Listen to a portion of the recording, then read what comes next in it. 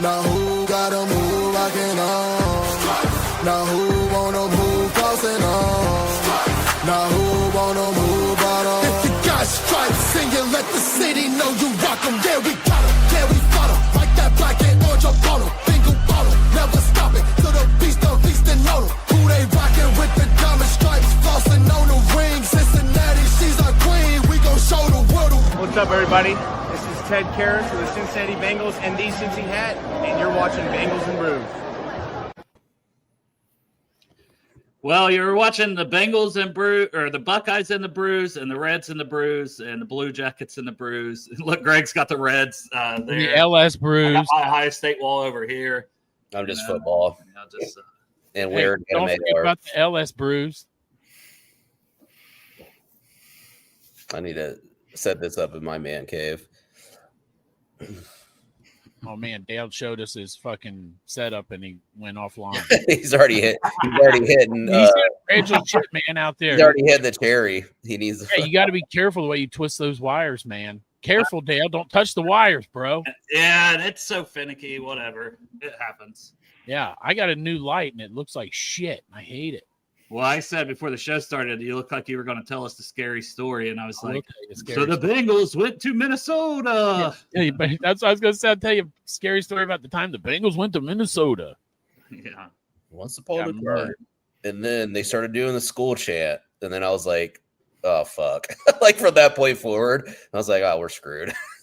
Before the kickoff even The school chant, yeah. Button, Greg. I did think Tony Romo, as much as we hate him, he did have a good little quip there yesterday. Like the fighters make the matchup makes the fighters, whatever that. I kind of feel like we ran into a buzzsaw. I mean, I'm going to reserve judgment until we, in the next like 2 to 3 weeks, but I don't know. It just like, I'm sure we'll get into it, but. Well, and one thing we're going to have to figure out quick is like, yeah, Minnesota blitzed a lot. Jake Browning doesn't handle the blitz super well historically. Guess what Denver's going to do? A lot. Mm-hmm. They're going to blitz, and they've got the guys to do it, and they can bring a lot more pressure even than what Minnesota did. So it could be ugly on Monday night, but I'm not punting the season. We're 2-1. You got to get back up. You got Burrow in the building. So Coach Joe, because clearly he changes the calls. Nothing's off the table for a conversation today. I don't want to just sit here and bitch and yell or any of that. What good does that do? But, if the offense is so good because Burrow changes plays at the line like Joe Goodberry was alluding to today, and he's constantly changing things and what he sees, and Zach Taylor can't get the guys to do that, and Jake Browning is not going to do what Joe can do because Joe's just got that mental ability that maybe – on one hand quarterbacks have, if that in the NFL. So it's up to Zach to do that. And if Zach can't do it, he's the offensive mastermind. Why the fuck's he the head coach at some point? And listen, it's one game. Bad weeks happen. So I'm saying if we're having this conversation, let's say we're 2-7, then I think that becomes a real conversation at that point. If the offense is playing so bad, the defense has shown signs of life. And 48 points given up, I don't put on the defense when you had 14 directly off of turnovers. And then, another turnover and 5 turnovers total to 0 Minnesota. It's just you don't win games like that. The final score, 48-10. It was an ass whooping, plain and simple. So, you guys can take it where you want. I just wanted to say my piece about Zach. I'm still reserving judgment. I'm not saying fire Zach today. I'm just saying if this is a conversation we're having later in the year, it's his job to get the best out of who's out there, right? You can't say, well, Burrow's not there, so he gets a pass. Well, Burrow's not there half of the years of his 6 years. So at some point you got to have a play caller that can do more with what he has. Plus you have talent. Jamar, Chase Brown, Lord knows, 10 carries, 3 yards. P. Ryan looked okay, but we're relying on Samaje Perine to be a phenomenal back, and he had a fumble. I don't know, man. I'm all over the map here. I've got PFF stuff that we can get into, but Chop, I'll let you go next because I know that you probably just want to say fuck everything. I know. I want to fucking burn it down yesterday, man. That was sickening. It was, god damn. I told Greg this morning, I said, because he went out to the Bengal barn, to watch the game. And I said, to tell you the truth, man, after watching that game, I was glad I was by myself. Yeah. That's not a fucking game to share with friends, man. That was terrible. That was the worst ass whooping in Bengals history. And guess what? We took a lot of fucking ass whoopings. But that is the biggest point spread in Bengal history. AI told me this morning when I Googled and said, what's wrong with the Bengals? And it told me we have no running game. It told me we have no O-line. All these things we talk about. Like, I don't know what the fuck is going on here, man. You said something about this offense isn't dynamic. 5 quarters of this season wasn't very dynamic either. I mean, when we talk about that guy, I love that guy. And he's here. He's the number 1 player in the NFL. Chop, you're kind of cutting out. Is he cutting out for you guys too? Yeah. It's a shit show, man. My audio is off. We're performing like the Bengals did yesterday. Yes, right. We carried it over. Well, but All right, it's better, man. All right, but what I'm saying is, you've got this talent. You got T. Higgins, and we spent all this money, and we can't make it work. And he's been working with Jamar Chase and T. Higgins now. This is 5 years. And so if Zach Taylor's on the hot seat, I think it's warranted. The only thing that I think that happens with the hot seat is not a goddamn thing. It's not like they're going to bring somebody in here. I'm sorry, my attitude is shit today.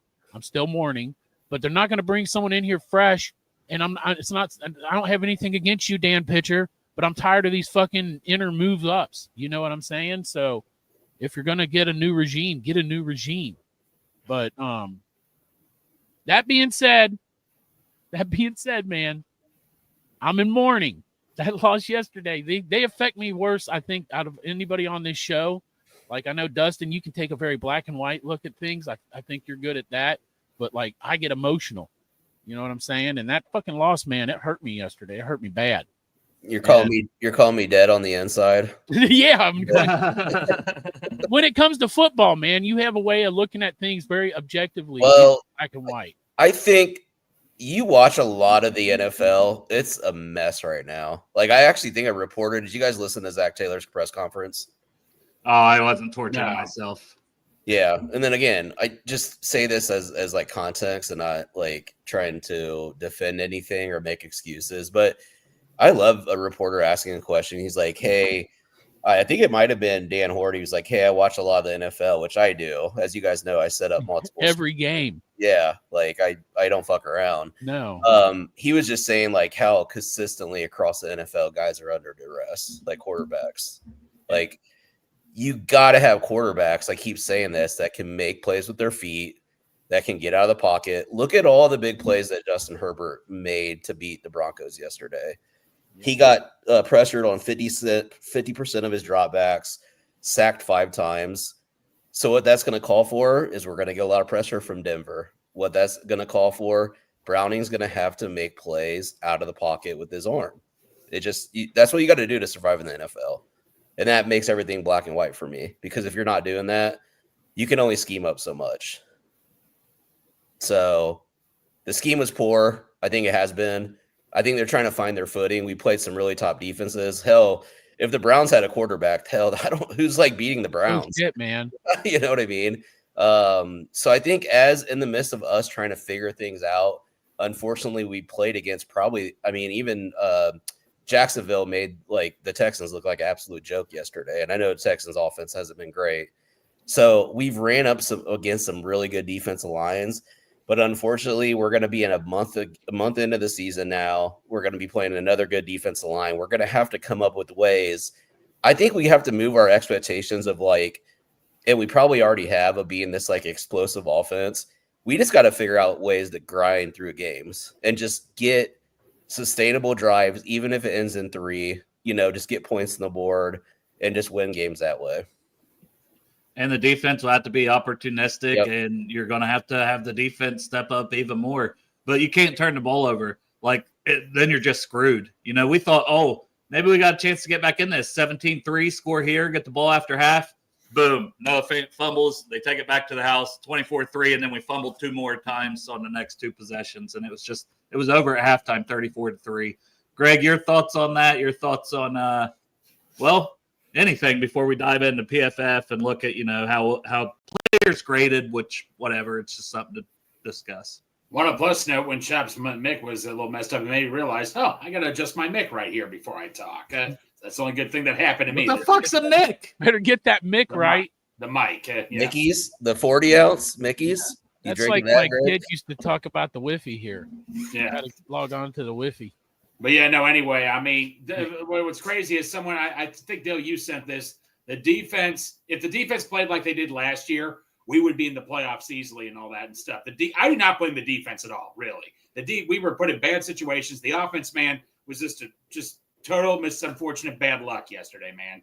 Total unfortunate bad luck with the offense. Fumbles here, fumbles there. Jake looked scared yesterday. Like you said, they were blitzing like hell. It was just so unfortunate.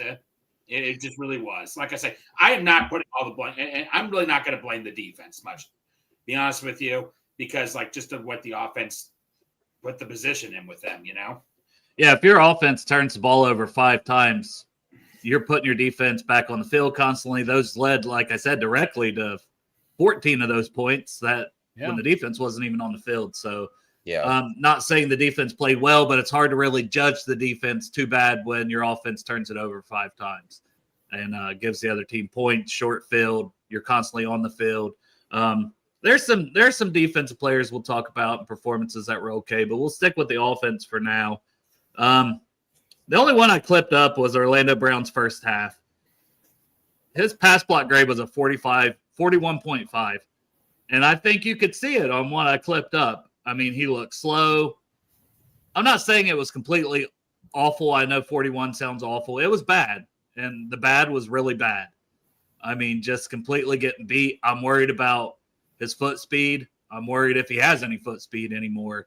I'm worried if he can handle any kind of speed rushers, and he's also getting beat with inside counters. He has to get his hands on somebody to have a chance. And to me, that's like what you would ask a guard to do, not a left tackle in the NFL. So I'm concerned with Brown, but I know the week before he had a good game. So it's one of those things. Can he bounce back? Sure, he's a veteran.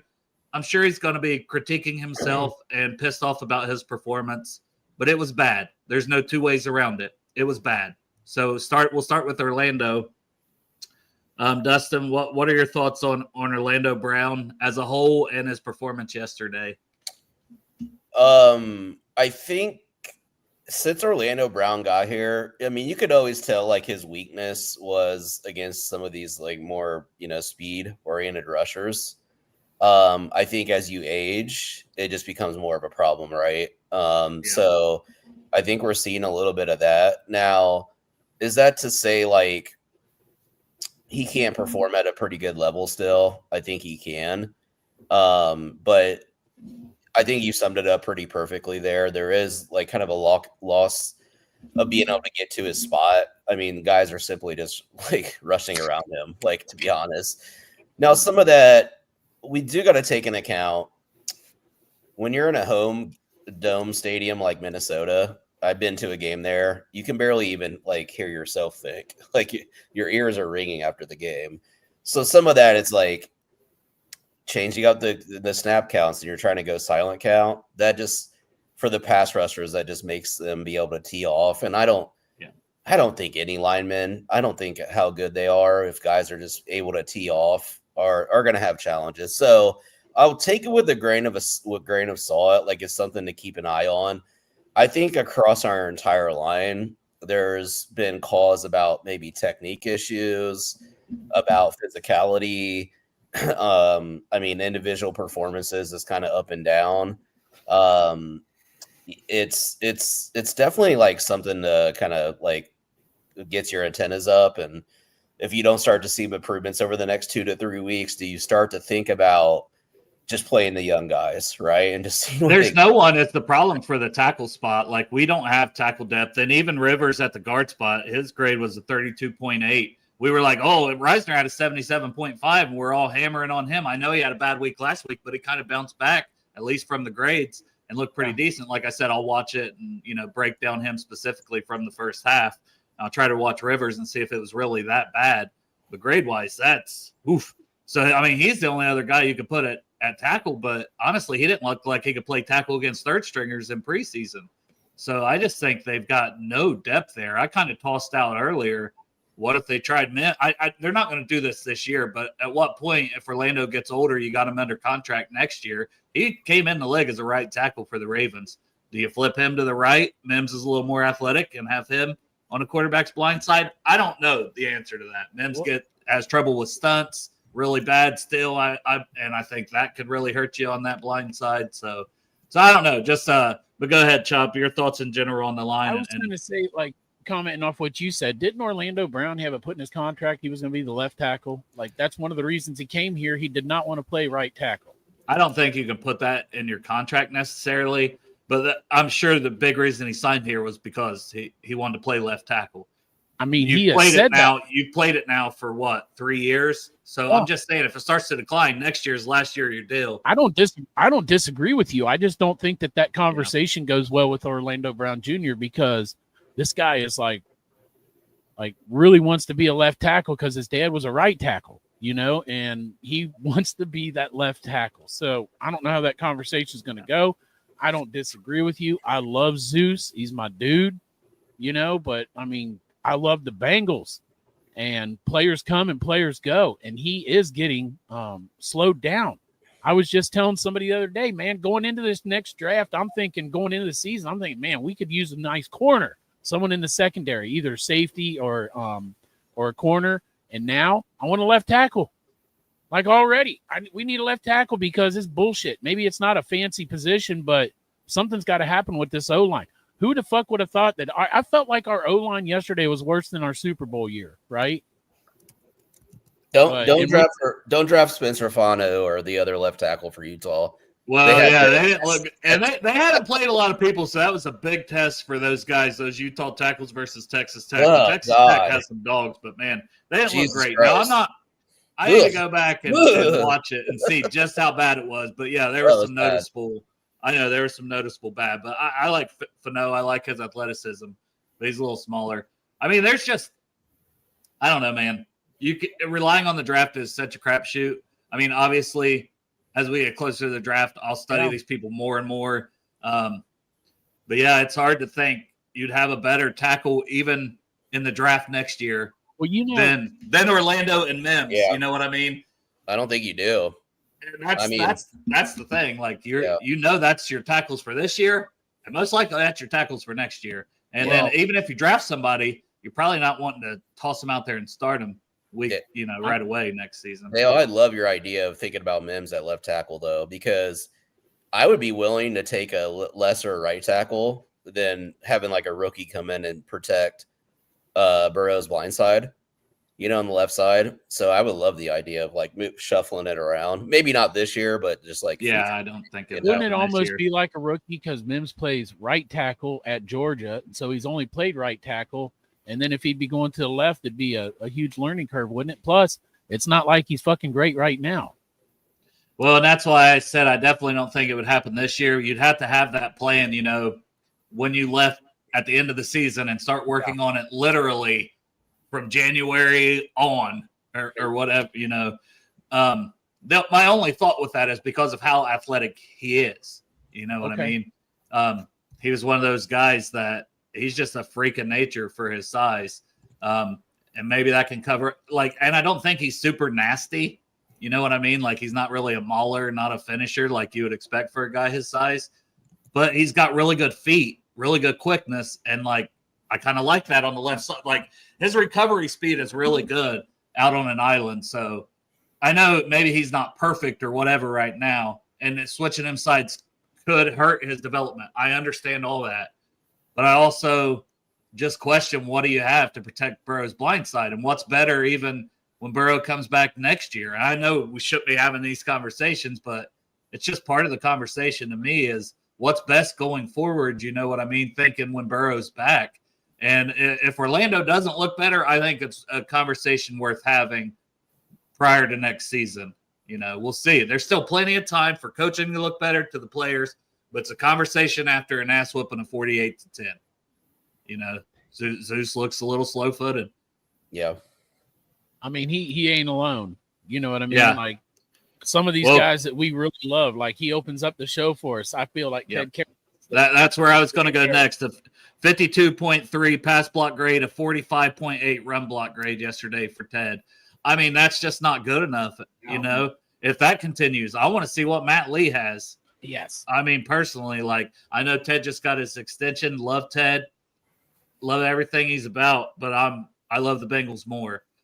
So I would rather see Matt Lee get an opportunity if Ted continues to struggle. Similar, like at least I feel like we have somebody behind him. We even have Seth McLaughlin on the practice squad still. So it's like there's two guys that behind Ted that I would be willing to give a look if things continue to go downhill. I'm not saying you make that change this week. By no means am I saying do you put one of these guys out there versus this Denver defense on Monday Night Football in Denver. That would be just a bad decision. It's going to be Ted.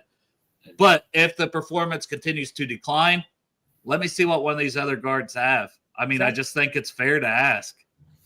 I mean, speaking of guards, Dale, I mean, I know he's a rookie now, but Dylan Fairchild, wasn't he one of the lowest graded players on PFF? Yeah. Well, Fairchild, his run block grade was a 35. So, like, he got a 40 overall, but his pass block was a 60.5. Okay. So the pass block was above water. He just didn't run block worth of shit, but no one really did. Like, run blocking grades for everybody. Reisner was a 53. Brown was a 57. Jalen Rivers a 55. Ted a 45. Him a 35. And Mims was the best one with a 65. Mims was also one of the best ones as a pass blocker with 74.8. Yeah. I know Mims was like the highest. I think he was the highest graded player overall, wasn't he? Yeah, he had the highest grade on the entire team. So I haven't focused on him, but that's a good sign to see because we want to see. I mean, that defense was getting pressure from everywhere, and that's the thing. You can't put it all on the O-line. No. I was telling Dustin this, and then when the grades come out later, it kind of backed up what I said. If you look at the grades from the tight ends and the running backs, they were fucking atrocious. Their pass blocking grades were all awful, and I know some of those guys are going out in routes, but why the hell you think we're playing Drew Sample a higher percentage of the snaps? Why do you think we played Noah Fan a higher percentage of the snaps? Because those guys have to block a little more often, so we can try to get the ball to Chase, to Higgins, to Andre Escobar, who you might as well put on a fucking milk carton at this point. Yeah, right. I don't know, man. I feel like I'm starting to rant and bitch, but it's just there's a lot of questions. I'm just having conversation. I hope no one's taking it. Oh, that's what we do on here. I mean, it's it felt like Vikings yesterday weren't even respecting their own run gaps. Like they were just firing off and attacking. They're like, hey, if you want to beat us and go over top, So with that being said, if we were able to hit a couple big plays, I think they would have backed off a little bit, but there was no reason for them yesterday to back off. Like the only way that the Bengals are going to be able to slow down the pass rush and just not send guys because they blitz every freaking play almost. Like they were even sending run blitzes. Yeah. If you can't hit big plays on the back end of that, which I think they were doing a pretty good job with some of their shell coverages and stuff, it's going to be hard for defenses to back off. So it's your responsibility as an offense is to make them pay on that play until you finally do. And then you see them lighten up a little bit. Until you do that, you're going to keep seeing the same defenses across the board. And a lot of that is even on the receivers. So as T. Brookie said, Yoshi did a terrible job blocking. A lot of those tight ends, receivers, because you're trying to throw screens to get the quick hitters to defeat the blitz and then get a big play off of them. And, we got 10 yards a couple times, but a lot of times they're just tackling right at the line because guys are just getting off those blocks from the receivers and tight ends like that. Yeah. And that's got to change too. It's not just the O-line. I'm pissed. The blocking was horrid, but I just want everyone to also put their blame on the tight ends, the running backs, and the receivers at times on those screens because it was all bad, all of it when I was rewatching it. Oh, damn. Yeah, I mean, you see a lot of the good teams, take the Rams, for example. Puka Nacua and remember Cooper Kupp, they would be blocking downfield all the time, right? And that is those little 5 to 10 yard gainers turn into 20 and 30 when you guys got dudes in the secondary stand on blocks too. Yeah, I think our tight ends were atrocious yesterday. I don't think we're talking about it enough. I mean, we had that play blocked up perfectly for Noah Fant, and that probably would have went for 15 or 20 yards, and he got the ball poked out. It was 17-3 at that point. We were on the other side, on the Viking side of the field. I mean, we score a touchdown there, 17-10. We get the ball at half. Is it a completely game? I don't know. I still think we probably lose yesterday, but at least we're not having the biggest defeat in Bengals history. Right. Yeah, and sometimes you just get your ass whipped, and that's what we got to hope. But, I mean, Chris has brought it up a couple times, and it's fair to say we don't win week one if they don't miss a kick. We got lucky to win week one if we're being honest, right? Yep. The receivers too dropped a lot of passes. Yeah. Week one and then then week two was the big one with Brian Thomas. That if he catches that and just turns, he's pretty much at the first down marker on that fourth down. We don't have a chance to have that drive, So there's a world where we are 0-3 and the sky is completely falling already. So there's a lot of red flags, as Chris mentioned. And I just wanted to bring that comment up because I think it's fair. I think it's a good point. We're 2-1. I'm still happy we're 2-1. I'd rather be 2-1 than 0-3. But it's tough. But the NFL is tough. I mean, to be fair, and I've talked about this every week. It's a 1-week league. Look at this week. Panthers look like dog shit. They go out and win 30-0 against a Falcons team who look like they might be coming to life this season. Right. The Packers. Oh, man, the Packers are Super Bowl bound. No one can stop the fucking Packers. The Browns look like shit. They're playing the Packers. Packers are going to whoop the dog shit out of them. What happens? The Browns beat the fucking Packers.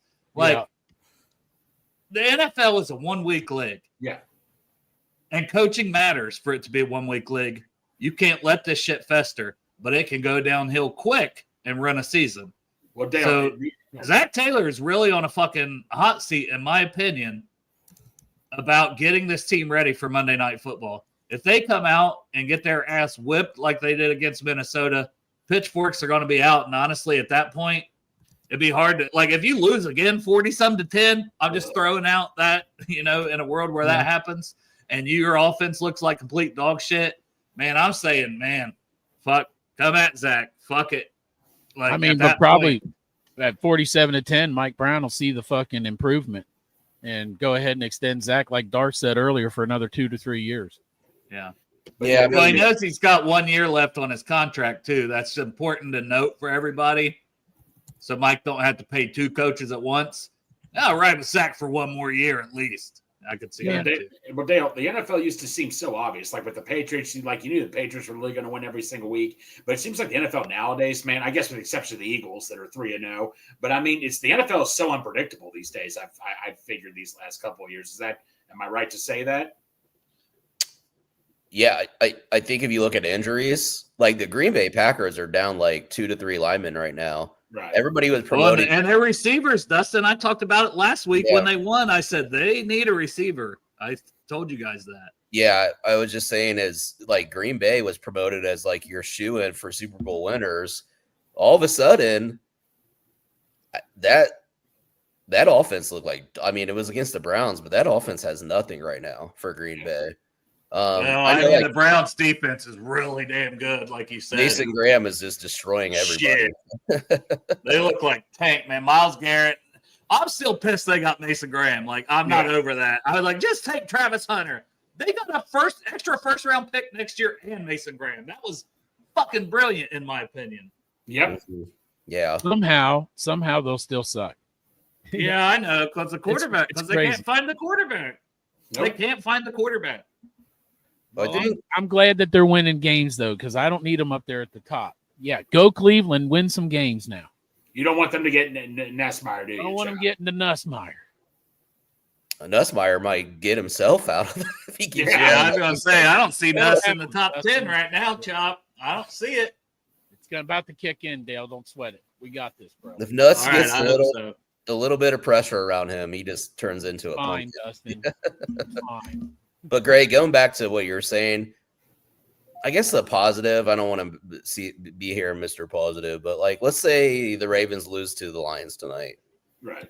We're top in the division still, like Right. as it's looked. And I mean, Pittsburgh, are they that good? I mean, their defense got a little bit better yesterday. They forced a lot of turnovers, but New England was moving the ball up and down the field. Oh, New England fumbled 3 times, though. New England fumbled that game away just like the Bengals did. Yeah. Yep. The New England fumbled it away. So they have warts all and down. I mean, that Pittsburgh offensive line, Aaron Rodgers is getting just destroyed. I know Tyler Kelly's in here, but he's getting destroyed. I mean, he's getting destroyed. Like, is he going to be able to survive a year? Like, it's just the NFL is a tough watch right now. If I'm being honest with you guys, holistically, offensive lines are just like not good, and it's really making offenses hard to watch. Like, did you guys enjoy watching the Chiefs game last night? I didn't watch any football after that Bengals game. Well, I never enjoy watching Russell Wilson play football. Tyler Kelly has to be happy that son of a bitch. I don't think you're saying. Jesus Christ, Russell Wilson. He's fucking horrible. God, he's awful. Wow. You want to talk about wash? This dude has no accuracy at all anymore. He drops his head right away. He was over, like, these guys would be down the field, but he would overthrow them like 5 or 10 yards. It was Malik Neighbors didn't have a target into the third quarter last night. And then he almost got him killed when he did target him. Mm-hmm. Yeah. But like yesterday, Arizona, San Francisco, that game was like 9-9 going into the fourth quarter. Carolina, Jacksonville, 14. I don't even know what the final score of that game. Carolina won 30-0. Jacksonville Texans. All right, Jacksonville Texans. Yeah, I mean, like 17-0 final or something. It was ugly. Yeah, I mean, Browns Packers 13-10. The Browns literally won on a block kick, and then their kicker that missed against us hit a 56-yarder. So as bad as things seem for us. If you like take a look around the NFL, there's a lot of dog shit teams out there with a lot of wins. So I don't know. Again, I'm not trying to be the blowhard for the Bengals.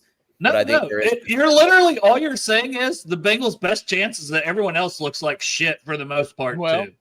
I read a statistic that out of all those teams that look like shit, the Bengals are ranked 32nd in offense.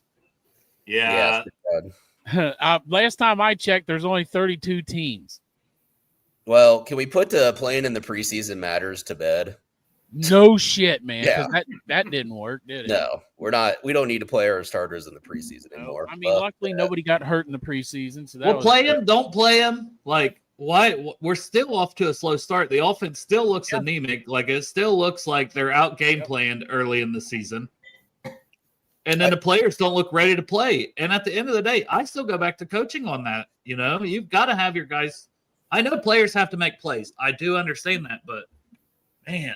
I will say I was watching a little bit of the 22. Our receivers aren't playing that good either. They're not getting a lot of separation at all. Like, if you see some of the catches, there's DBs just draped over them. I don't know if that's the scheme thing, but I think everybody has to play better on offense. Quarterback, offensive line. Running backs, I think Chase Brown, like my grandma can tackle him. Like, break a fucking tackle every once in a while. Well, he's not hitting stuff as quick as possible. There was one when I was clipping up Orlando Brown, and if he would have cut back to the left a little quicker, because there was nothing there on the right. It was designed to go to the right, but Minnesota shaded everyone right in that hole. There was nothing there. Bounce it quicker, and he cuts like twice to bounce it, and I'm like, well, what are you doing, man? And then he's tackled. You know what I mean? Like, if you hit that right away, like nothing's there, boom, and I hit it to the left, it's probably a big gain. Or you got a chance to break a tackle and have a big hitter. So I agree. There's some stuff from Chase Brown that it's like the vision's off. He don't look as explosive. But he doesn't have a lot of blocking in front of him, to be fair, either. There's so much blame to go around. I don't know where to fucking start, honestly. But I'm not paid to coach the fucking team. Right. Well, Dale, I'm getting angry. Dale, not this mattered or anything, but Ron Turbin. I mean, some of the calls, like holding on the defense that I've never seen in my life. And there was that stupid block that was called where he didn't even run into him or anything. We were just getting penalties thrown at us left and right that were a fucking joke. Even though the penalties did not make a difference or anything, it seems like every time we have him as a ref, we're screwed. Either way. Yeah, he is not our favorite ref, that Ron Tolbert. Yeah, Won't totally. miss Yeah. that guy if he leaves and gets a better job somewhere. Yeah, that call on Dax Hill when he went under the block, Yeah. it was horrible. Like what? Like, Well, he the didn't fuck? touch He him. didn't Like even touch him. I get you can't take a guy's legs out or whatever. So him doing that was kind of like, what the fuck you doing, Dax? But at the same point in time, the fact you didn't touch him, it was kind of a sweet move when you watch it. Like, damn, Dax, and he got right back up and made the play. He didn't touch him. I watched it. I slowed it down. I zoomed in on it. Did not touch him at all. Yeah. You watch it on your high definition television. Yeah, I mean, yeah, I don't know. Like we're looking for answers that we don't really have right now. I think we just got to go and put it out on the tape. Hopefully we can manage the game against Denver, and some of the defenses. Like we play the Lions the following week. They have good defensive players. I'm not as scared as holistically at their front. So hopefully we can kind of catch a break where we're not playing like all world fucking defensive lines. I mean, it's the NFL. A defensive line is going to be good every week. But it would be nice if we could play a lesser defense. Like everybody's hanging on Caleb Williams today, and he literally was just throwing to wide open receivers yesterday. I mean, if we could play Dallas, I think our O-line would look fine. Yeah. Dallas is so bad. They're the worst Hey, defense. if only they had Micah Parsons, a guy like Micah Parsons. Oh wait, yeah, they're awful. But speaking of defense, let's move over to the defensive side of the ball for the Bengals. Speaking of the D, the linebacker split. Let's start there. So this is a plan going in. It wasn't anything that happened in game because Logan Wilson talked about it. He got 70% of the snaps. Logan's usually out there 95 to 100% of the snaps most games. 70% of the snaps. Oren Burks 35%. Barrett Carter 30%. Now I know some of this second half maybe it would have been a little different. Demetrius Knight 62%. And then Shaka Hayward got 8%. That was probably late game. It's over, whatever. But what do we think about the linebacker split? And honestly, Oren Burks is our highest graded defensive player with a 90.7. Barrett Carter was 5th overall with a 70.7, 4 tackles in only 18 snaps. Love it. I mean, I don't know. I don't hate it. Demetrius Knight was our lowest graded player, but he had 6 tackles. He's a player I plan on going to watch since he's the lowest graded. Was he that out of position all the time? Like his worst grade was run defense with a 33.5 for Demetrius Knight. So I don't know. Just something to keep an eye on, see how they want to use these linebackers. Al Golden used to coach our linebackers. I don't think he's going to take any shit from his linebackers. If he feels like he needs to split it more or play a guy, a 4th-round pick over a 2nd-round pick, I think he'll do it. I'll play this free agent over this one that's making 10 times more money, and I respect that about Al Golden so far. So you guys' thoughts on the linebacker split? So I think what we're really talking about here is the Logan Wilson thing, Like I work at a company that has salespeople, and when they're not doing well, they put them on a performance plan and they fire them. It's one of those things where it's Logan Wilson's on his performance plan. Yeah, it's injury, we're gonna protect you, healthy. That sounds a little I don't know if I've seen that before. It could be the truth.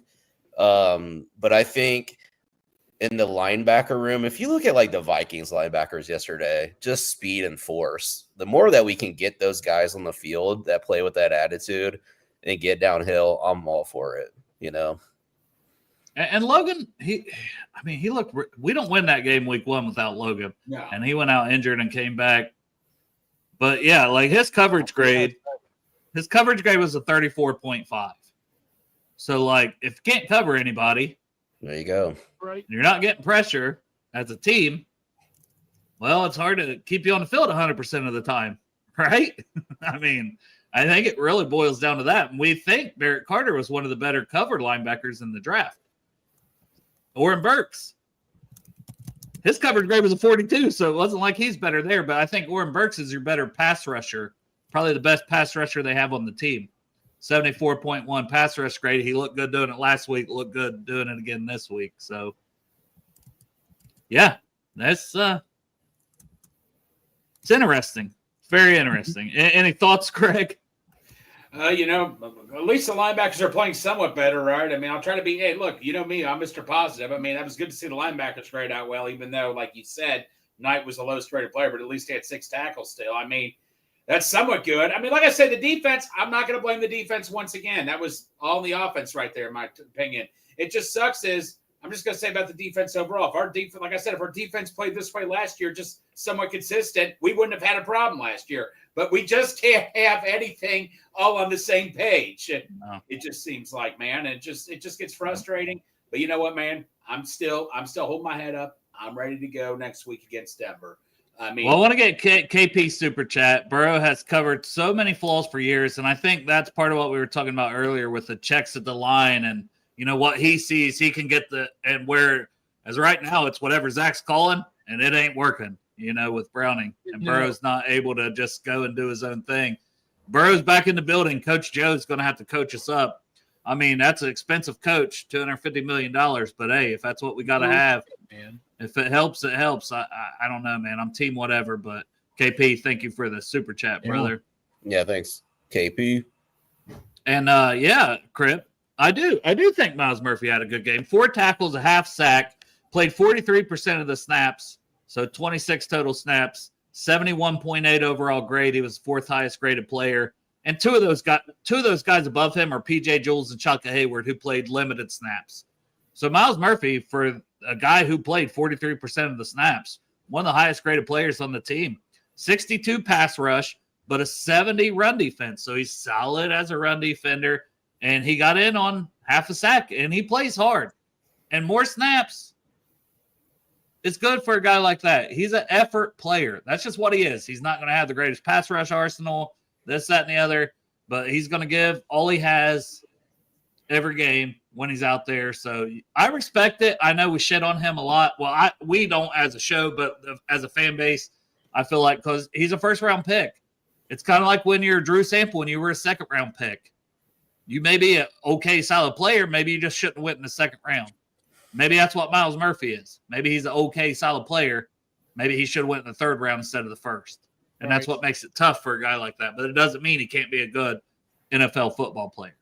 It's like Elway for the Ravens, right? Right. Yeah. Like the production's not there, but you keep him. You kind of got to move beyond, like, at some point, this is a 1st-round pick and just kind of take it for what it is. And if you can get production from him, you're happy with that. But I don't know if you guys noticed yesterday, they did do a lot of different schemes. We had, I think we drew a false start on them when Trey Henderson was lined up over the guard. So that was cool to see some different formations and whatnot. But yeah, I think our defensive line, there were some perimeter runs kind of when the game was out of hand. But I think for the most part, I liked how our defensive line played yesterday. I think our secondary was okay. I think our red zone defense was great in the second half. I don't have like tons of complaints about the defense, but yeah, it's hard to, right? Because of the turnovers, 5 turnovers, the game was out of hand, because of those turnovers, like it's really hard to complain about them. I want to talk about Chris Jenkins next, but go ahead, Greg. Yeah, did it feel like I thought we were playing too much zone at times because there were guys wide open and all that? It's like way too much zone defense. Like, why are we still keep up with the zone defense? Why can't we do more man-to-man? That's why I get confused by. I'll see someone open right up in the middle. There'd be 2 or 3 guys standing right near, and they just stand at that exact spot. Like, just educate me on that right there. Why we still keep doing that at times? I think probably to contain Justin Jefferson. Like you probably don't want to get him matched up on a one-on-one in man coverage. He's just going to destroy you. So trying to eliminate the big play. Yeah. That's how we're probably going to play a lot this year, to be honest. I don't know, because I think our corners are designed for more man-to-man, but it's hard to tell. I think we're trying out a little bit of everything in our defensive backfield. I think Al Golden did throw, like, I felt like he digged a little bit deeper into the playbook yesterday from some of the coverages and just kind of the schemes. Like, we're running a lot more stunts and twists and stuff like that. So that's awesome to see. And I think Jenkins got one of his sacks on a twist, right? Right. Yeah. Yeah. I believe so. Yeah. But he had 6 tackles, 1.5 sacks. His run defense grade was like a 49.7, so not great. And he's known as that. I will have to see. Sometimes, I mean, honestly, TJ Slayton's run defense grade was a 33.2. I'm sorry. They hate TJ Slayton at PFF because there was other weeks I clipped him up. Before I even clip him up or watch him this week, I just guarantee he wasn't that bad. What was the PFN rating? What was the other one that had him at first? It was ESPN. ESPN. He was one of the best run defenders last year. So when we got him, like, it depended if you looked at PFF because I didn't know a lot about him. So you look at that before you watch the film, and it's like, well, ESPN says he's one of the better run defenders in the league. But PFF, he was one of the worst. So right. PFF clearly hates this guy because the first couple weeks he had some poor run defense grades, and he was not bad. He was doing his job. I think he's been fine personally. Mike Pennell's been fine. The defense as a whole has been okay. The offense has been, as you said earlier, Chop, 32nd in the league. Yeah, 32nd, man. And turning the ball over constantly. 32nd. If you're constantly turning the ball over, I can't hate on the defense. Like last year, I could hate on the defense. The defense couldn't stop fucking me and Chop if we were out there. Yeah. Versus 11 of the Bengals defenders, me and Chop. I'd be like, Chop, go long. Look, and he'd fucking probably catch it and run it in. Maybe, probably not, but still. Like, when you say 32nd in the league, that is not the Vikings game. That is the 3 games. So half of those quarters, Joe Burrow played too, to also add to our 32nd ranked offense. It's been bad. The offense has been It has. awful. I'm not saying, look, this has always been a second half team with Joe Burrow. I'm not sure what kind of a team it is with Jake Browning, but it's been a second half of the year team with Joe Burrow. This team takes off like in November, December. You know what I mean? Not sure that's going to happen this year. I wasn't too, when we were 2-0, I was like, I mean, how about 1-0? Because that was before Joe's toe. But I was like, well, that's another win so that when we do take off, and that's what I was even saying, like that ugly ass win in Cleveland, that when we took off, that win is going to count. Because if we had that win last year, somebody was saying it earlier in our comments that, I mean, we're a few points away from 0-3 right now. Well, last year, we were also a few points away from 3-0. So this is just backwards. And then now we got Jake out, and Joe out. And so the fuck. And I actually, personally, I feel like I'm not trying to make accusations, but did they drug the whole team yesterday? Did Minnesota put something in the fucking Gatorade because they said, team, you want some of this Gatorade, eh? Hey, I see you eating the broth there, having a good day, eh? Oh, got some drugs? Got some drugs in your Gatorade, eh?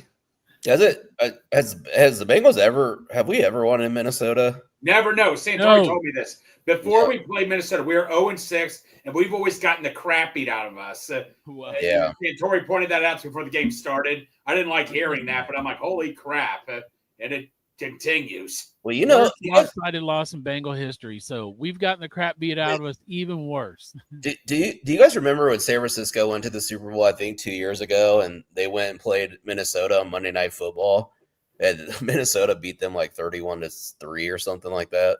No, there must be something up in the air up there. It's the goddamn Gatorade. You got to pack some Gatorade. I got a connection with Minnesota. My dad's friend Paul. I'll ask him. We can ask my bastard son. He's got an insider there in Minnesota. Anthony. It's the ghost of Prince. He's sprinkling that fairy dust over everybody, making people pancakes. You know what I mean? Purple rain. Yeah. If we never have to play in Minnesota again, I'd be okay with that. Well, good thing is we didn't play yesterday in Minnesota. Nope. The team traveled, but they forgot to play. Yeah. Well, and a little update on some of the injuries for the players that got dinged up. Like P. Ryan, I guess, is expected to be fine if people didn't see that. Dalton Risner said he should be good to go to play Monday, which he's been hit or miss, but grade-wise, he was one of the better pass blockers. He was the best pass blocker on the team per PFF. So we'll see. I'll clip it up later. But yeah, game blouses. He made us some pancakes. He made us fucking Dave Chappelle, man. Dave Chappelle shows an all-time show for real. You guys, have you guys went to his comedy club in Yellow Springs yet? No. Yeah, you guys gotta check that shit out. Yellow Springs is a dope town, but It's 2 hours. I mean, he's not gonna perform. he does sometimes, I believe. Yeah, and you know what? He's up there because somebody was just the other day said that they saw him at Yellow. They were up there. And No, he lives there full time. Yeah, I know. Yeah. You can see him walking around drinking. No, coffee. Bengals and Bourbon has seen him like twice, I think. I think it was Bengals and Bourbon, like seen him like twice in the past month. Yeah, he just hangs out. Like he's just part of the ripping town. cigarettes on the corner. Yeah, Right. he actually does. People His yell wife at him. They're like, "Hey, Dave Chappelle," and he yells back. He's like, "I'm rich, bitch." Yeah. his wife just does like runs a yoga class, and I think his daughter has like a food truck there. They're just like, and it's a cool town nonetheless. Yeah. Yeah. Yeah. I don't know. Yeah, just let's remove yesterday. Like I think we broke it down enough. Just hopefully. I mean, I'm Nick Lachey talking about Lou Anarumo. We're talking about like he pop sucks. culture a little bit here. Yeah, I put the Bob Barker. Oh, this guy sucks. What did Nick Lachey say about Lou Anarumo? Oh, he was saying that we fired the wrong coach. Like, oh man, if we had Lou Anarumo, No, we basically, didn't. and it's like, We bro, the defense sucked. Lou Anarumo deserved to get fired. And what did I come on here and say over the summer and stuff? And when he got hired by the Colts, I said he'll probably do fine. He'll be motivated, but he was done here. He got passed up for head coaching jobs. The voice had gone stale, which is what I'm thinking about Zach, to be honest. Yes. Is the voice going stale for Zach Taylor as a head coach? Because I think it went stale for Lou, and it was time. And it doesn't mean Lou, but I don't think anybody's seen Danny Dimes being the fucking legend that he is. Imagine if Drew Sample and Danny Dimes were ever on the same team. Dude, I was like, I can tell you, my brother-in-law's in a good mood right now. Is all I can tell you. But Yeah, cool. how much of this? How many teams do we see are like the September lovebirds? Yeah. And then you look up in the middle of the season and they're just dog shit again. So let's hold our judgments. I agree. I agree. No, my brother-in-law even says they've kind of gotten lucky a little bit here and there. But I'll tell you what, the Colts are not in a good division right now. The Colts could actually win their division because the AFC. Bro, they punted the ball one time. In all 3 games. With Danny Dimes. That's why I'm not even giving all this credit to Lou Anarumo. I'm like, what the fuck is their offensive guys doing? Right. Yeah. You know what is probably getting them to play well? Have you seen their owners? Their owners are hot. Well, the owner's also on the sideline with a headset wanting to be part of everything. She pumps weights with the team. Man, I can go either way. Mike Brown's like, I was doing that shit first. I'm always on the sideline of my golf cart. It's like, yeah, but you're not willing to listen to other people. Mike Brown is the problem. Katie Blackburn, you're not willing to listen to other people. She's learning from these coaches, not trying to teach the coaches what to do. She wants to know what's going on with the team, from everything I've read, at least. Yeah, we'll see. We'll see how that goes with her. I know. Well, when she thinks she starts to know everything, it'll probably go really badly. Yeah, But owners. You know what we do know, though, guys? Midwest Best Barbecue and the Chop Shop, proud sponsors of this show, something we all know that you can always rely on. All good, all the time. Proud sponsors of this show. Hey, check, as long as you're talking about it, Greg, let me show this. Oh, yeah, look at this badass new thing at the Chop Shop. Show that is ass. Sick, dude. See that Is ass. badass, dude. And Back that ass up. Make some like jersey shirts. And so That is sweet, dude. You wear, Chop, you know what you get when you go to Midwest Best wearing something like that? You're a total badass, dude. Chop, how much does something like that cost? This That's one got to be like $100, almost right? worth your $100. $20, but this one it had to be 25. I would actually been negative. 25. That's 25? That's a 25 jersey. bucks. And you know what? Everybody wants the Leaping Tiger. Boom. Leaping Tiger. Holy shit. I'm just saying, like, I ordered a sample because I was afraid to push them real hard until I got one, and it is way better than I fucking expected. Is it only Shiesty on there? No. I also, right now in the shop, I have Shiesty, Uno, and Tea. I might get a T one because I don't have anything T. And, I mean, I can do them for pretty much anybody on the team, so. Well, maybe if I get a T one, they'll actually throw him the ball a little more. It's on there. And Yeah, it's nice It's- having all these weapons. I'm you know. trying to put nicknames on the thing. Ryan brought up something like, what if the Ravens lose to the Lions tonight and they play the Chiefs next week and they start 1-3? The world would melt down. That's gonna be interesting. Yeah, that would be. Yeah, some crazy Although, injuries. When you're Bosa's out watching for the the year. Ravens Chiefs, who do you want to win? Chiefs, because the Ravens are in our I division. know it's so hard though, man. That's a game I don't even want to watch. I don't hate the Chiefs as much now because I just think they're not that good, so they don't bother me as much. I know, but even if they're like if they were 32nd in the league, still fuck the Chiefs. Yeah, I know. It's still fuck the Chiefs. All I'm saying is I just don't have like the same level of disdain because they're not threatening to me anymore. Right. Now, I hate the Ravens. I get sick of them. So yeah. I can tell you where they can drive that half part. So as long as they're carrying, I will say this about the Chiefs: we can say, "Oh, they're not good," and I know the line's a big part of that, but they still find ways to be in the Super Bowl. They don't have Xavier Worthy right now, and Tyquan Thornton looked damn good last night at receiver. Plus, they're going to get back Rashee Rice at some point. Mm-hmm. They're going to have weapons for the second half of the season. All the Chiefs have to do is hang in there. They better get somebody for Josh Simmons in their left side of their offensive line. Good God. I know he had a lot of preseason hype. He is not playing well right now, but he is a rookie. There was a betting site that said the Bengals are like one of the favorites to trade for Dexter Lawrence, the DT for the Giants. I'm like, don't tease me with this. He's checked out. He's not even playing that. Like, you could tell he wants out of there. Go sign Christian Wilkins. Yeah. Yeah. Pull him off of whatever freak beach he's on right now, Yeah.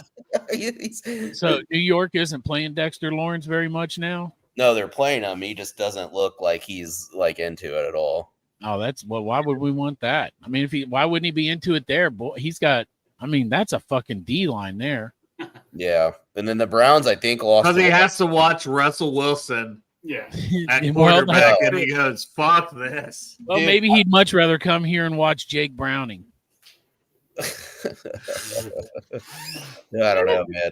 I would take probably Jake Browning over Russell Wilson at this point. Oh yeah, no shit, no shit. Russell Wilson, it was like sad. It was like watching someone fight for their life or something last night. Russell Wilson is done. He's been cooked. What happened to Russell Wilson, man? What the hell happened to him? I mean, I don't know.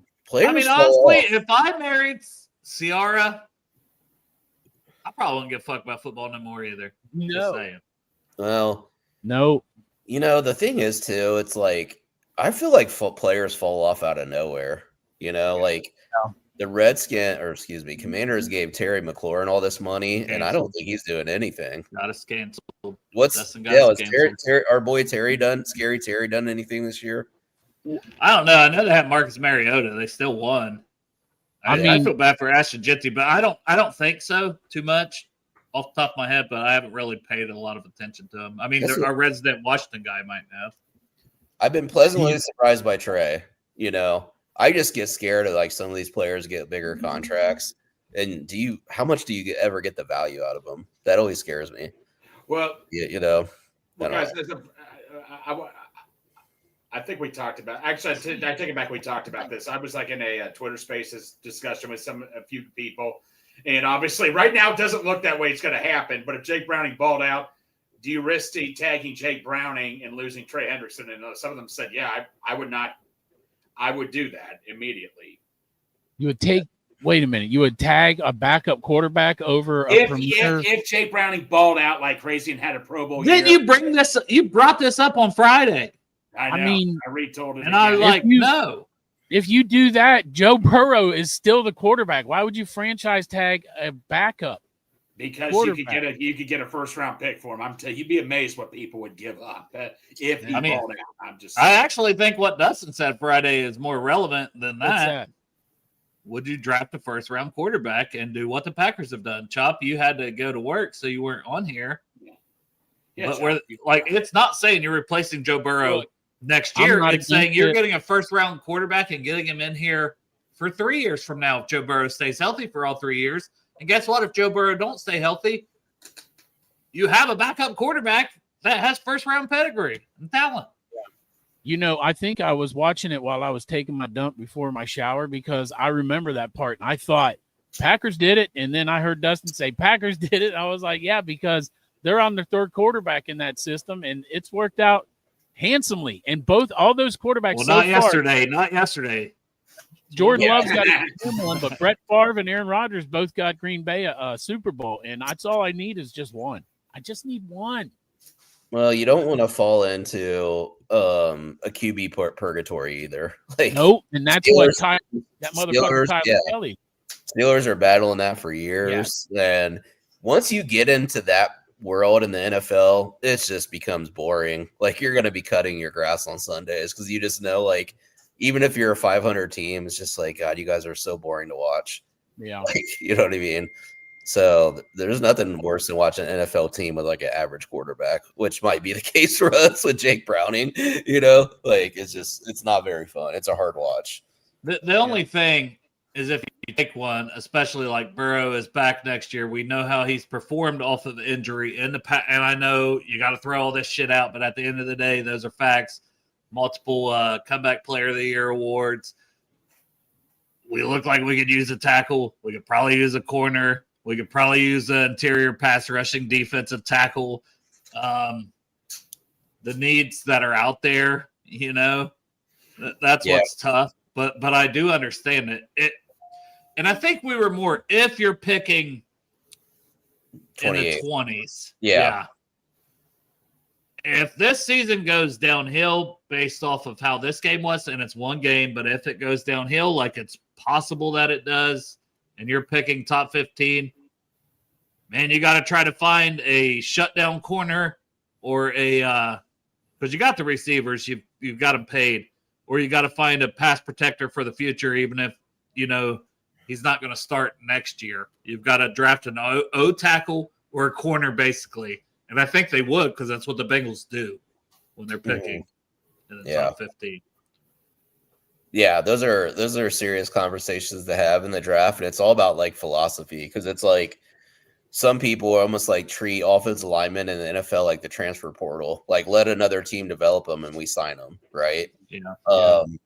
And then other teams are like good at developing offensive linemen. Yeah, that's a tough conversation to have because if you draft a tackle in the first round, then I don't know if like he's playing for a couple years unless there's an injury or something like that. Never know. You know? I mean, I think I mean, Zeus got 1 year left on his contract, so I think the plan would be, you know, assuming they don't let Zeus go if they drafted a tackle, for that guy to be ready the second year. And you know how injuries happen. That guy might get a lot of playing time as a rookie just out of nowhere, kind of like Mims did. They had Trent Brown, and he still had to play. Yeah. Yeah. And also, man, part of it's just take the best player. Yeah. I mean, the Vikings took Donovan Jackson. Oh, he's a guard. You can't take guards. I know we took Zeitler, but we don't like to take guard in the first round. Donovan Jackson was incredible yesterday against us. Yep. And Christian Darrisaw, he's coming back after a year layoff. It's Christian Darrisaw. That's a guy that was drafted in the first round. And look, he shouldn't have went where he went. Honestly, I had him top 15. He went like 23rd that year to Minnesota. 0 pressures allowed. 0 pressures in his first game back after almost a year. Yeah. Getting good linemen matters, and sometimes you got to take the swings. I think we have one with Mims. Now, there's times that it's like, it's a little rough, but you're going to have that with every offense. I think we got a good left guard in Fairchild. Mm-hmm. Now, the rest of the line, what do we really have in the rest of the line 2 years from now? Yeah, and what's a little rough day from Karras too? Where are you at with him, guys? Like, I don't know. That was not a good game. I didn't want to talk about Karras because, like Dale said, such a good dude Teddy is with the sense he had. I mean, but the grades obviously didn't show. I don't want to say anything because Teddy's such a good dude and all that. But man, well, I said earlier. I mean, I'll say it again. Like, we got Matt Lee, you got Seth McLaughlin on the practice squad. If he continues to perform bad over the next few weeks, I want to see what those guys have. There's at least depth behind him. Sure. There's no yes. depth behind Orlando Brown. Hey, listen, as far as I'm concerned, all these guys are working for me. And if this is my company, because I'm Cincinnati, you guys are Cincinnati, we're the fans, so they work for us. And so if you got an employee that's like slacking off for a little bit, and it's nothing against them, that shit happens. Like, I love Ted, I love Orlando Brown Jr., but guess what? Bengals trump them all. I like the Bengals more than that. So whatever pieces we got to replace to get this team going, I'm with it.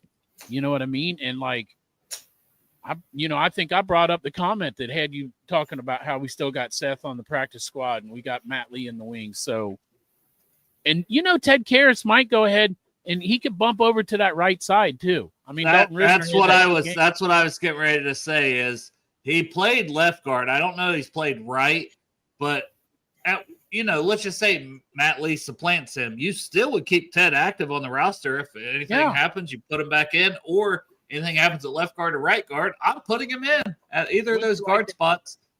So regardless of his 1-year extension, what's wrong with having a veteran for it was like $5 million. 1 year, $5 million next year that can back up all 3 interior O-line spots. Mm-hmm. What's wrong with that? Let's quit putting people on the field because their fucking pay rate's higher too. Let's put the best player on the field, no matter whether it's the guy getting fucking minimum wage or if it's fucking Joe Burrow. Mm-hmm. Put the guys on the field that are playing the best. I don't give a shit about how much they get paid. Yeah.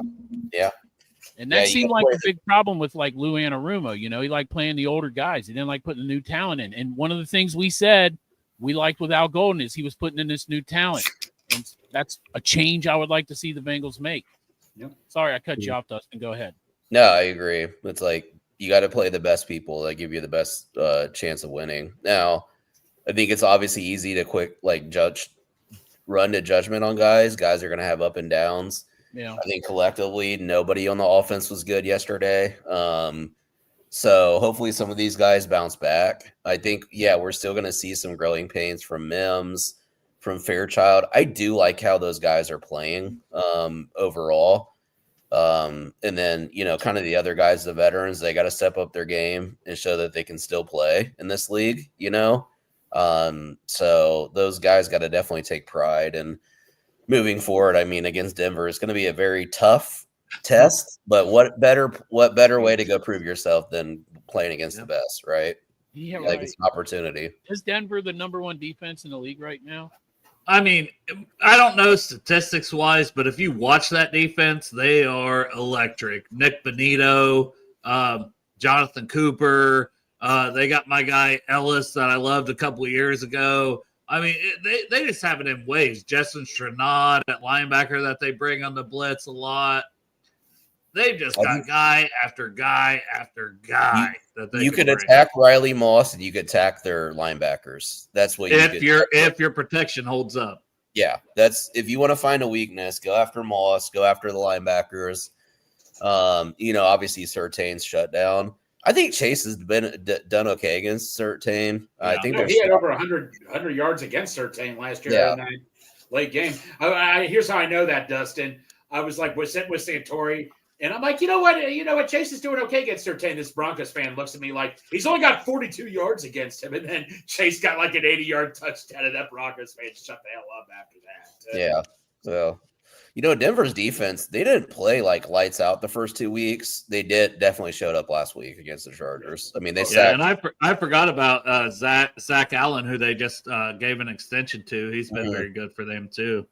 Yeah. Yeah, it's going to be a tough defense line to go against, but man, I was just looking up the NFL defensive rankings. Broncos are like 15. Yeah, no, Broncos are 12. But I was looking in the last one. We were just talking about the Giants. Well, and what is that though? There's all these different things. There's yards. It's total yards allowed. It's Fox Sports total. It's touchdowns allowed and defensive average yards is what it's ranking, but it does have the Browns number 1. I wouldn't disagree with that, but we were talking about the Giants in that line, and they are ranked the lowest. Like they're 32nd for most yards and most touchdowns. Yeah, they haven't performed. No, that's kind of crazy. That's kind of crazy, you know? Well, their secondary sucks.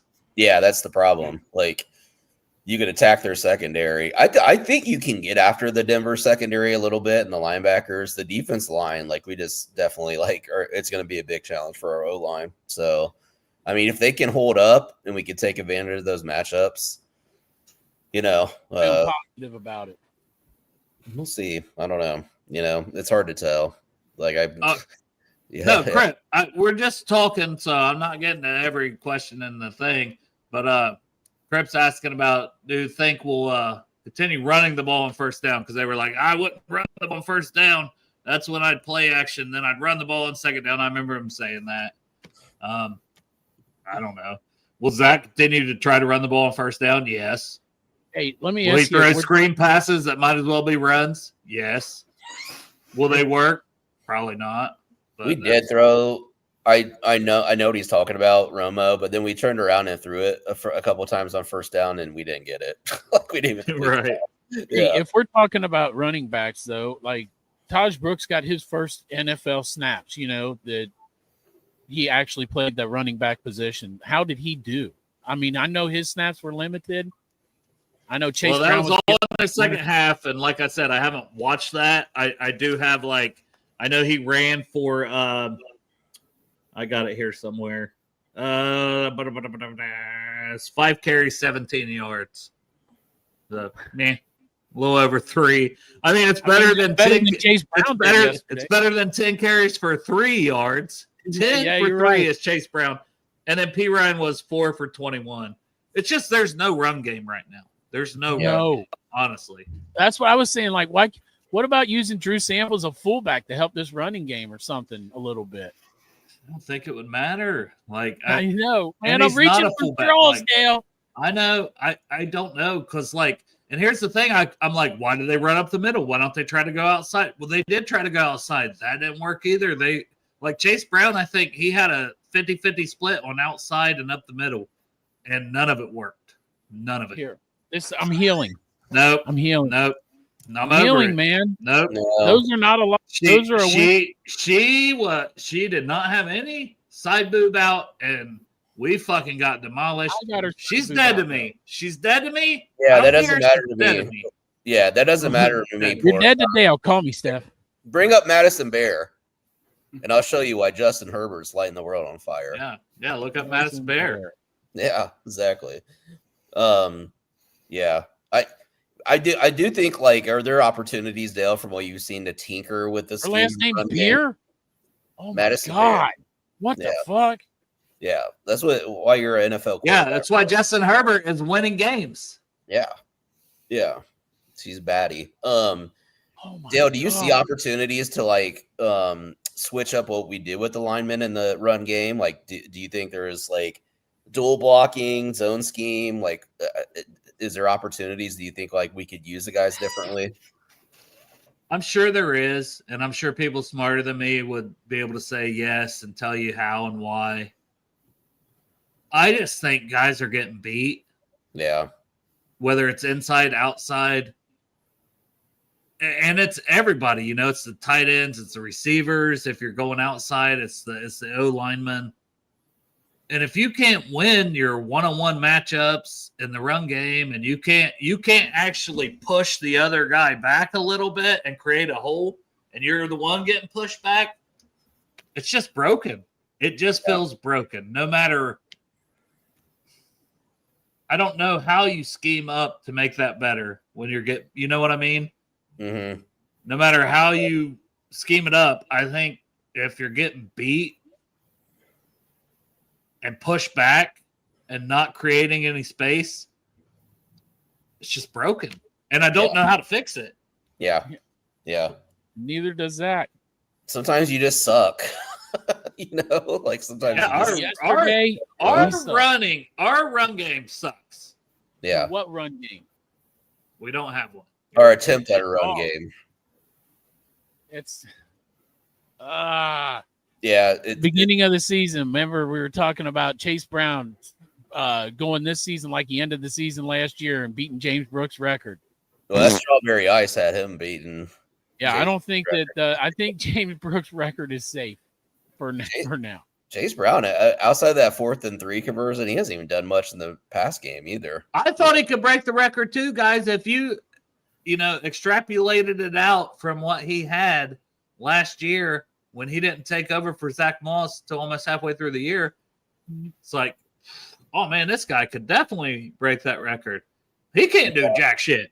I mean, he had like four catches, 17 yards, and he had the 10 carries, 3 yards. It's just so bad. And I can't put it all on him, but he's not doing his part either. But damn.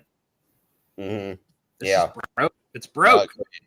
We can't really make any judgments. I mean, we can make judgments, but we can't tell anybody. Judgment. We can't tell anybody like things are going to be okay until we see it. That's the tough part. It's the same, right? It's the same thing. I don't feel like you should jump off a cliff. No. But I also can't tell you that it's going to be better next week. Yeah. No. I mean, that wasn't a hiccup. That wasn't a loss. That was just something. But you know what? It's ass whooping. That's belt to ass. No, that was not a hiccup. It was a cough fart. It was like when you go to cough and you shit yourself at the same time. Come on now. Too soon, Chop. You know that I've talked about. That's true. I'm sorry, Dale. I forgot to bring up recent memories of PTSD. I do want to bring up one thing. I'd never want to hear a injury report from Tracy Wilson again. She made it sound like Burrow's foot was falling off and being shoved into like the next galaxy. I hated hearing her yesterday. Well. I don't know if you guys remember that. No, I didn't listen to it. But Greg, do you know what I'm talking about? I may have heard something into it, but I didn't pay too much attention. To be quite honest with you, buddy, I mean, I just get so tired of hearing people talk about. Like, I had to listen to Kelsey's talk about it on their podcast. I'm like, oh gosh, this just gets worse to hear. I just don't want to hear it anymore. Yeah, they're like, we have this doctor who said like this and that. I'm like, geez, Louise, like, thanks. You're trying to enjoy a game, and this lady's making it sound like Joe Burrow died or something. Well, God damn. That's what they do, man, with the wrist. It was like he'll never come back. No quarterback's ever had this injury, and it's not going to happen, and all this other stuff. And they always do that, especially with Joe. They probably do it with every quarterback, to be honest, because the extremes are what equals clicks. Yeah. Yeah. Like, you're just like, Joe stubbed his toe. Not a lot of people click on that shit. Read the story about Joe stubbing his toe. Joe shreds his toe. All Joe's toes fall off. You know, people are going to read that. Clickbait. Yeah. And man, I'm not a defender of Tyreek Hill in any stretch of the imagination. And I don't think he's a great guy. They kind of did him pretty dirty on the Amazon Prime game for the Bills and Dolphins last Thursday. Yeah. Yeah. On the third quarter, they just brought it up out of nowhere, coming out of a commercial break. That was, I didn't like that. That was pretty dirty. What was it?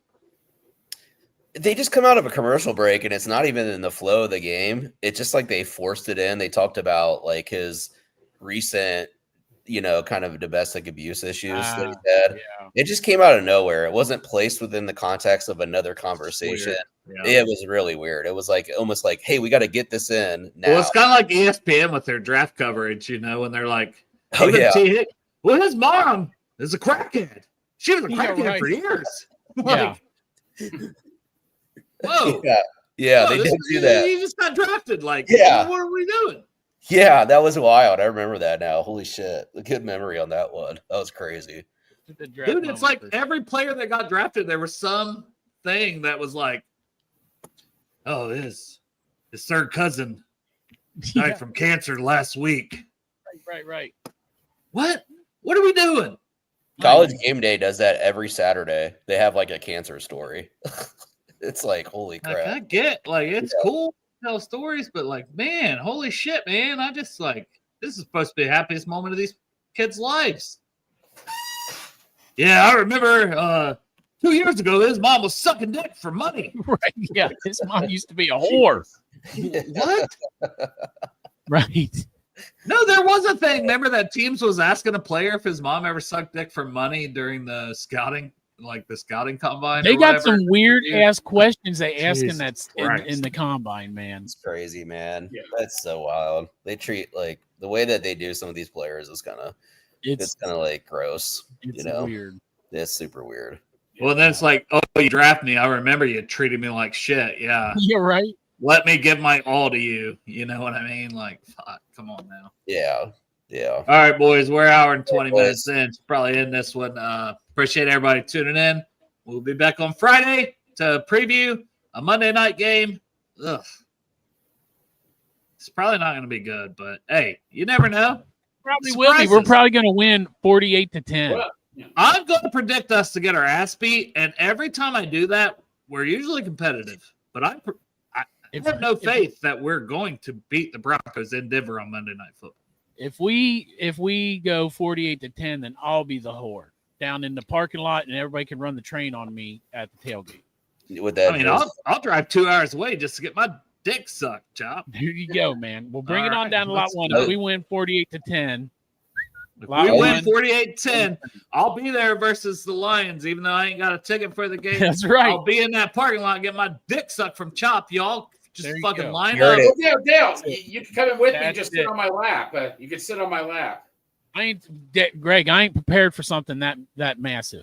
I mean, Yosvash gonna get one catch. I'm gonna fucking fly out of the stadium. Oh yeah, you were like wee. Yeah. Fuck. You heard that? Chop's mouth is a cock holster. If we Could win, be on Monday. 48-10, man. 48-10. Hey, Victoria said she's in. She There you wants go. her dick sucked. All right. Yeah. Well, let's hope for that. God damn, that motherfucker scored 48-10. I'm gonna be sore. Oh, your mouth. You're gonna need to see a dentist. I know. I'll have the whitest teeth that Dale I ever have come. never I'll have the rooted- whitest teeth that Dale ever come across. Bro, what if it's like 35-10? 48-10. It's got to It be has the to exact be score. literally 48-10. Yeah. I say if we score 40 points on Denver's hell, it should be. You should be giving I out think blowies. if we win by 20, you should suck everyone's dick. Yeah. Tailgate the next week. Well, I Dude, feel it's- like if we win by 19, you should suck everybody's dick. Shit. I'm the only one volunteering here, man. Let me pick the score, 48-10. All right, well, I hope it happens, and I hope people want their dick sucked. I'll bet after you do it. Hey, hope it happens, man. If we win 2 of the next 3 games, I'll make that Bonnie Blue look like a school, like a good girl. How about that? Justin's flying in from Utah for this shit. Yeah. All right. All right, boys. See you.